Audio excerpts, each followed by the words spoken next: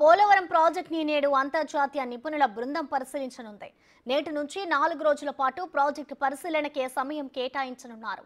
ఉన్న 4 రోజుల్లో ఏ ఒక్క రోజు కూడా వృధా కాకుండా షెడ్యూల్ ప్లాన్ చేశారు. ఒక్కో రోజు ఒక్కో విభాగాన్ని పరిశీలించేలా ప్రణాళిక సిద్ధం చేసుకున్నారు.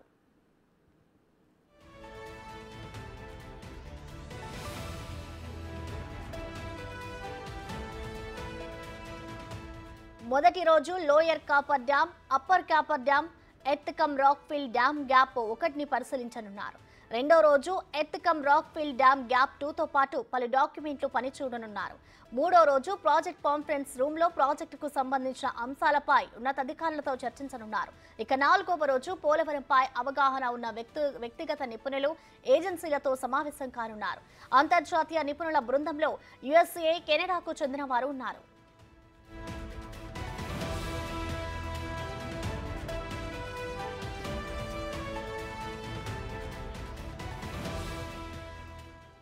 దీనిపై మరింత సమాచారాన్ని మా ప్రతినిధి సాగర్ లైవ్ ద్వారా అందిస్తారు. సాగర్, చెప్పండి, ఆ పోలవరం ప్రాజెక్టు పరిశీలించడానికి అంతర్జాతీయ నిపుణుల బృందం రాబోతోంది.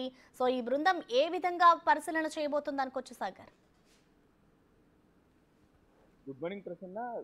నేడు పోలవరంకి అంతర్జాతీయ నిపుణుల బృందం మొత్తం 4 సభ్యులతో కూడిన బృందం పోలవరం ప్రాజెక్టు ప్రాంతంలో పరిశీలించున్నారు. పోలవరం ప్రాజెక్టు సంబంధించి ఏదైతే డిస్ట్రిక్ట్లు చెప్తున్నారో డయాఫ్రమ్ వాళ్ళు పూర్తిగా దెబ్బతిన్న నేపథ్యంలో దానికి మరామతులు చేయాలా, లేకపోతే పూర్తి స్థాయిలో మరలా నిర్మించాలా అనే దాని మీద నిర్ణయం తీసుకోవడంతో పాటుగా upper coffer dam, lower coffer డ్యామ్ల సామర్థ్యంతో పాటు సీఫేజ్ సంబంధించినటువంటి ఇబ్బందులను కూడా వీరు పరిశీలించనున్నారు. ఎందుకంటే పోలవరం ప్రాజెక్టుకి సంబంధించి డయాఫ్రమ్ వాలే ప్రధాన ఘట్టంగా చెప్పవచ్చు. ఈ డయాఫ్రమ్ వాల్ 2022లో వచ్చినటువంటి వరదలకు పూర్తి స్థాయిలో దెబ్బతిందని ఇప్పటికే సీఎం నారా చంద్రబాబు నాయుడు ప్రకటించారు. అట్లాగే పోలవరం ప్రాజెక్ట్ అథారిటీతో పాటు నిపుణులు కూడా ఈ డయాఫ్రమ్ వాల్ పునర్నిర్మించాలి అనే దాని మీద స్పష్టత ఇవ్వలేకపోవడంతో అంతర్జాతీయ నిపుణులను తీసుకురావడం జరుగుతుంది.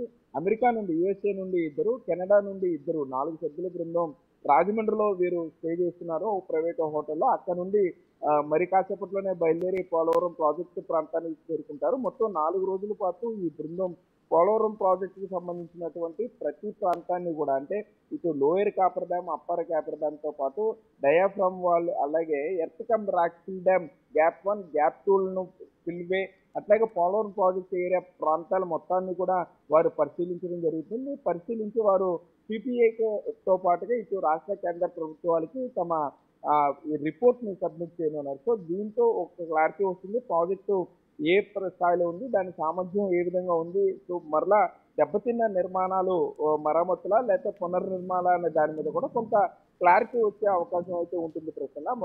మరోపక్క మూడో రోజు మాత్రం పోలవరం ప్రాజెక్టుకి సంబంధించినటువంటి నిపుణులతో ఈ అంతర్జాతీయ బృందం సమావేశం అవుతుంది. అక్కడ పవర్ ప్లాంట్ ప్రజెంటేషన్తో పాటుగా మెయిల్ సంస్థ ప్రతినిధులు, అలాగే పోలవరం ప్రాజెక్టు మీద ఇప్పటివరకు పనిచేసిన వారంతా కూడా ఈ బృందాన్ని కలుస్తారు. తమ అభిప్రాయాలను కూడా వారు చెప్పడం జరుగుతుంది. ఇక 4వ రోజు మాత్రం ఈ ప్రాజెక్టులో పరిశీలించినంత ఈ అంతర్జాతీయ బృందానికి ఉన్న అనుమానాలను వారు కొంత నివృత్తి చేసుకుంటారు. అట్లాగే వారు కూడా కొంత మాట్లాడడం జరుగుతుంది. పవర్ పాయింట్ ప్రజెంటేషన్లో ఎవరైనా ప్రాజెక్టు మీద అవగాహన ఉన్న నిపుణులంతా కూడా 4వ రోజు ఈ అంతర్జాతీయ నిపుణులు 4 సభ్యుల బృందాన్ని కలిసే అవకాశం ఉంటుంది. సో వీరు 4వ రోజు మధ్యాహ్నానికి మరలా తిరిగి ఢిల్లీ చేరుకుంటారు. అక్కడ కేంద్ర ప్రభుత్వానికి తమ రిపోర్ట్ని అయితే సబ్మిట్ చేస్తారు. సో ఇప్పటివరకు గతంలో జరిగినటువంటి వరదల కారణంగా దెబ్బతిన్న ప్రాంతాల్లో నిర్మాణాలు ఏ విధంగా చేయాలి అనే దాని మీద ఈ అంతర్జాతీయ నిపుణులు ఇచ్చిన సూచనలు, సలహా మేరకు రాష్ట్ర ప్రభుత్వం, కేంద్ర ప్రభుత్వాలు ముందుకెళ్లే అవకాశం ఉంటుందని అయితే మనకి సమాచారం అందుతుంది ప్రశ్న. Right, thank you Sagar.